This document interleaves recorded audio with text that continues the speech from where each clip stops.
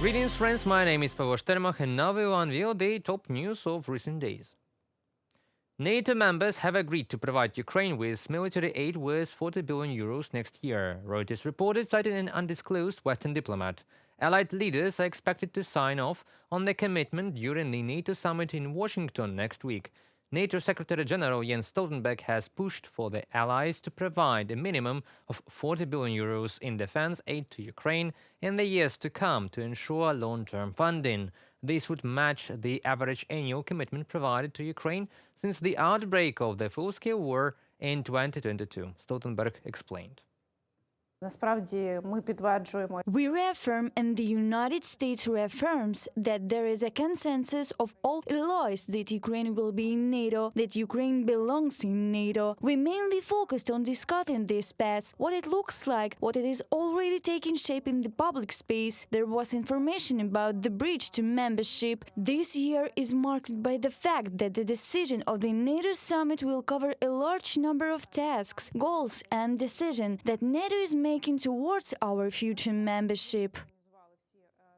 It is unclear whether the new agreement also concerns years past 2025. Kyiv previously said it hopes to obtain guarantees for future military aid during the Washington summit, as well as a clear signal of its membership aspirations. NATO officials indicated that Ukraine is unlikely to receive an invitation during the summit. But the meeting would contain new language on Ukraine's NATO prospects and focus on a roadmap towards its eventual membership. The alliance also reportedly plans to station a senior representative in Kyiv and create a new command in Germany to coordinate assistance to Ukraine.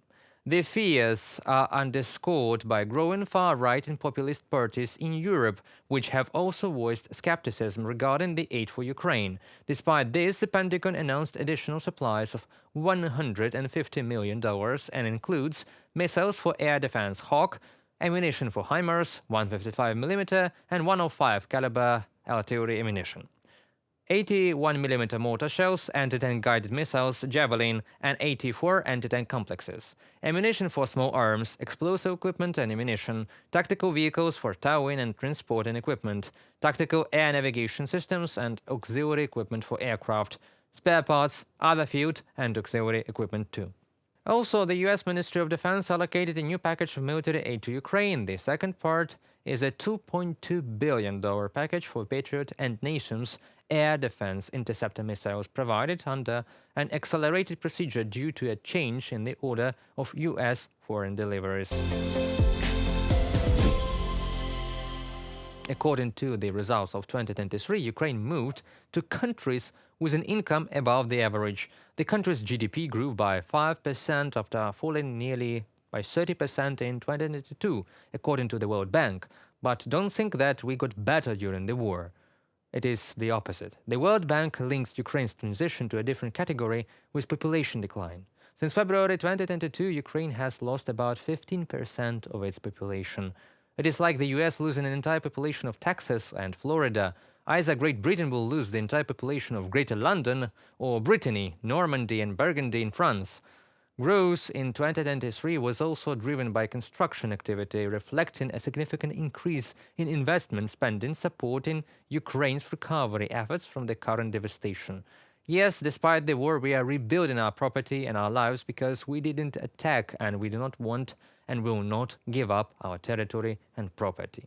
And we are already planning the future. The Ukrainian Cabinet of Ministers adopted the budget declaration for 2025 and 2027. Over the years, the hryvnia has depreciated by 10%. However, the government emphasizes that the forecast indicators for 2027, calculated in the conditions of wartime, high uncertainty during constant changes in external and internal conditions of economic development, are a real-time assessment. Given the variability of the socio-economic situation, these indicators can be clarified and revised both in the direction of improvement and in the direction of deterioration. For example, due to default in August, Ukraine has a month to avoid default, the economist writes. For the past 2 years, Ukraine's creditors have agreed to suspend debt service payments. The let-off from both government and private lenders is worth 15% of GDP a year. Indeed, payments had been required. They would have been the state's second-largest expenditure behind defense. Now, however, the moratorium from private foreign bondholders, including Amundi, a French asset manager, and PIMCO, an American one, is set to expire on August the 1st. In fact, this default is a political and not economic decision. After all, our country is at war, and spending money on paying off debts would be at least unwise. However, debt is debt, and now Ukrainian diplomats and financiers are working to restructure or reduce it. By the way, the World Bank also transferred Russia to the category of countries with a high level of population income. The World Bank attributes the growth of Russia's GNI to significant increases in military spending, growth in trade and financial sector, and construction. These factors caused an increase in nominal GDP by almost 11%.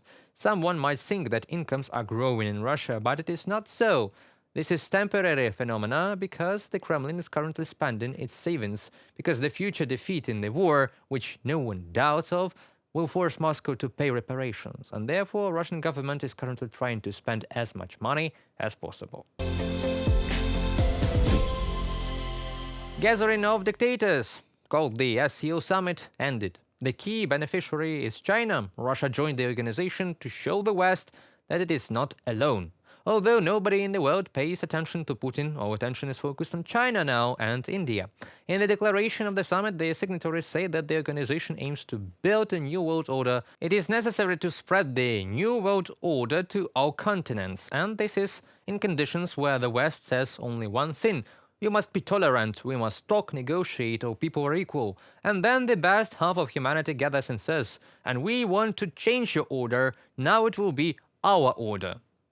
And so that no one thinks that this is a declaration of war against the West, they wrote that the members of the SCO oppose the use of force and want all the countries of the world to peacefully settle differences and disputes.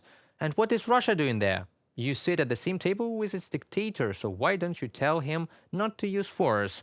Or if it is your own, then it is possible, and if someone fights back, then it is an escalation. Don't you think that these are double standards? I don't know, maybe we need another war in Europe so that the collective Western civilization cheers up a little, comes to its senses, and finally understands the obvious sin. They will continue to beat them. They will not talk further. Next, they will be forced to a new world order. Wake up, please. Wake up, Europe. It is time to remember what we have done here, why it is worth protecting, and what will happen if we continue to watch in silence as dictators raise their heads. We Ukrainians could not pay attention to this event, but there are, among other things, the war against Ukraine discussed.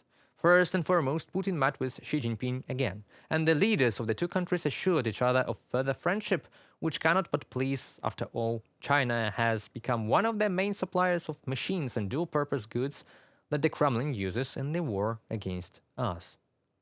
Second, Turkish President Recep Tayyip Erdogan also met with Putin at the SCO, offering to help end the Ukraine-Russia war. Erdogan said that he believes in a fair peace using both sides was possible, according to the Turkish presidency. But Kremlin spokesman Dmitry Peskov said Erdogan could not play the role of an intermediary. There was no explanation for why the Kremlin was opposed to Erdogan's participation.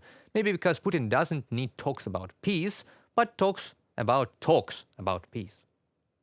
And that concludes our today's video. Thank you for watching. Stay updated, comment, like, and subscribe to our UATV English channel for more news from Ukraine. It is your support that really matters for us. Goodbye.